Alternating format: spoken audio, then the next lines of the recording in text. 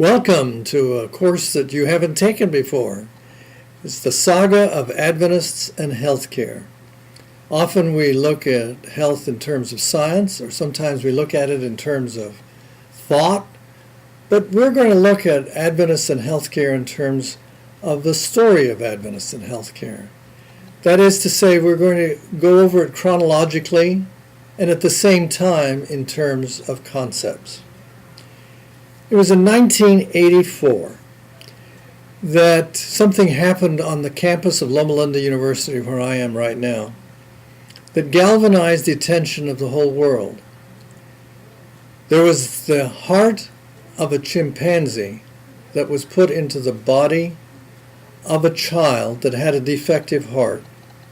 And that chimpanzee heart kept that human baby, going for 20 days. During that time, reporters from all over the world came to Loma Linda University to a press conference after press conference. And I remember very vividly one press conference where a reporter stood up and he said, "This is a religious institution. This is a Seventh-day Adventist religious institution.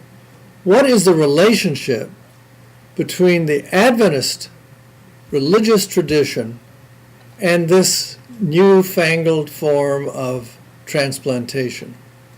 There's a sense in which this course is an answer to that question. Adventists, of course, are now identified with health even beyond the transplantation. But that was a time when the focus of the whole world narrowed onto this campus. But there are other things about Adventists and healthcare that have come to the attention of the public. And they ask why? What's the relationship?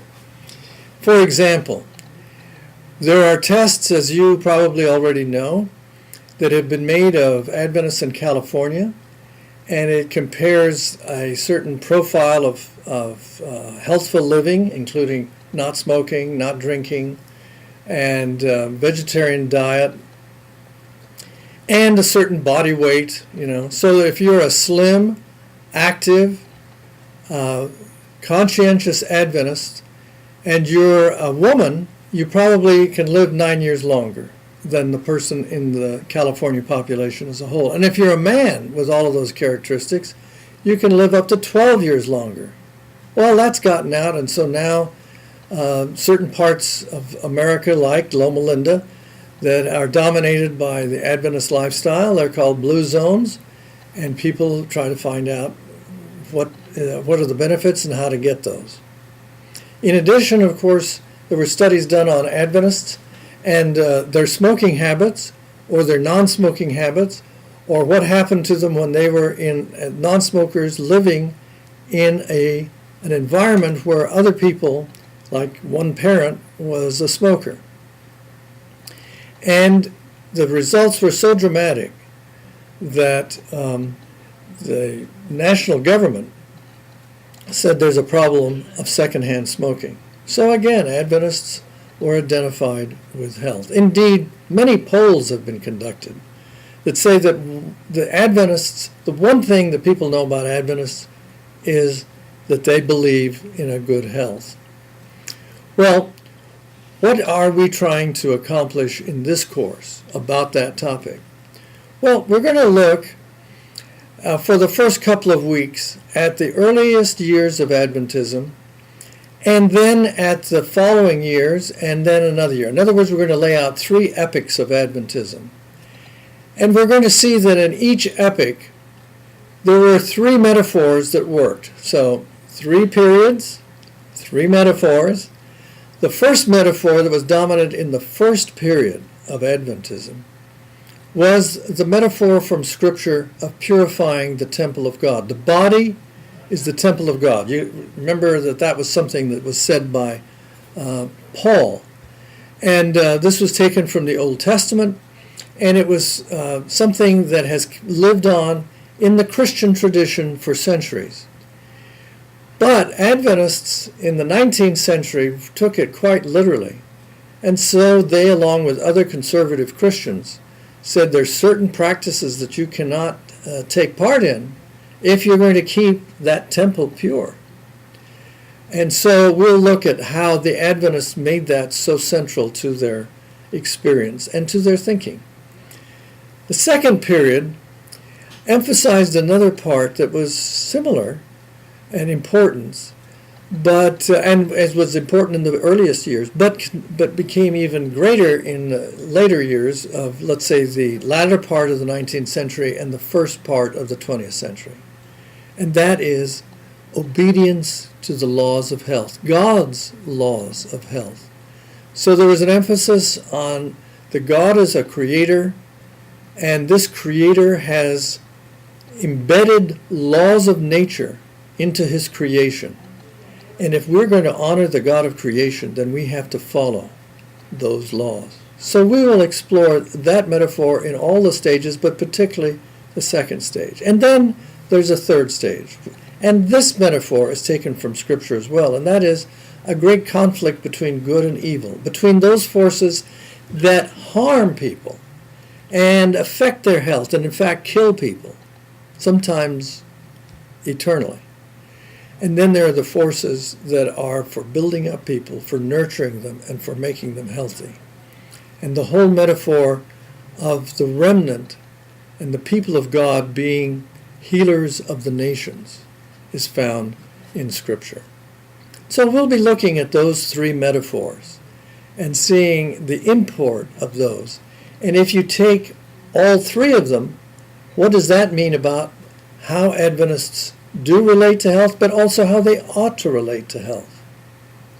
So, the first couple of weeks we'll be looking at these historical periods in Adventism and what was going on in the society and its thinking around it. And so we'll have things that you'll be reading from Adventism, but also from non-Adventists, and from Ellen White, but other people as well. And then we'll be spending a couple of weeks on that first metaphor concerning the purification of the bodily temple.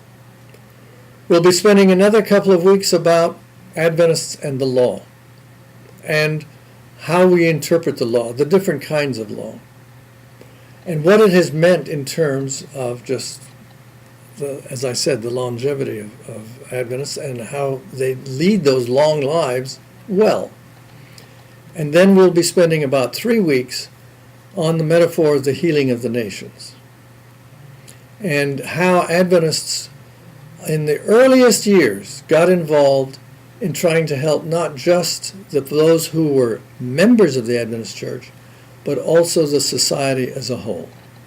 So, that's the general pattern of the course. Now, let's look at a little bit of the requirements. This course is not built around tests. It is built around conversations between us. Now, this is supposed to be a conversation. You may not feel that way, but I am saying the first word. But then the second stage is that you read. And you have to read before you go to the third stage. And the third stage is your writing. And you're to write a 2-page essay on the assigned reading. And then thirdly, there is a larger paper of 5 pages. And you have options, 2 options as to what you'll write in that final paper. One option is that you will take metaphors and explain how you think metaphors relate to health. You've been reading about that, we've been talking about it, and this is your constructed paper. The second option for the larger paper, 5-page paper, all right, maybe it's 6 if you have to go that far. But anyway, for that larger paper, you could have been taking part in an advocacy program in your part of the world, your hometown.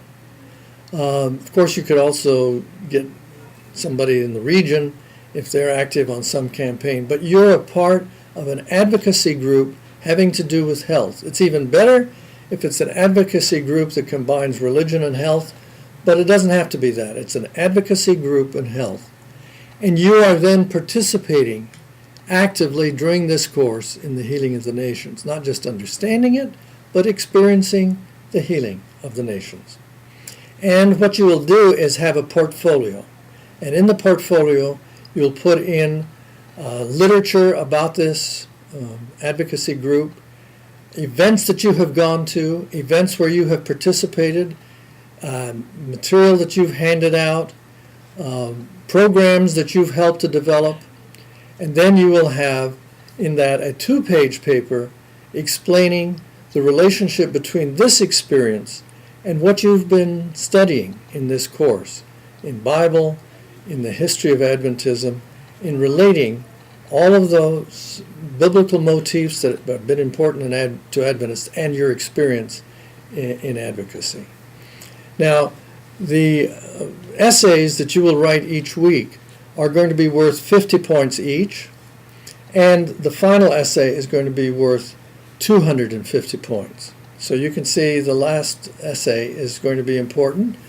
Presumably you've studied all the way through, but you're having to do a constructive piece. And so that's why you get more. And that's how you earn your points. I do have to warn you about plagiarism. The retribution for plagiarism is very heavy, so don't even go there. That's not going to be very good for you. I think that what you will be finding with this course is that by looking at it as a story, by looking at it in its historical progression, to see how Adventists have shifted but then renewed their earlier ways of understanding the relationship between health and their faith, is going to be something that will be helpful to you as you take various roles, whether it's in advocacy, whether it's in chaplaincy, which several of you are in, of course, or just understanding the relationship between how important health is and this Adventist community. So I'm looking forward to having more interaction with you, and we'll talk a little bit more about the assignments, of course, as we come up to them. Thank you. Goodbye.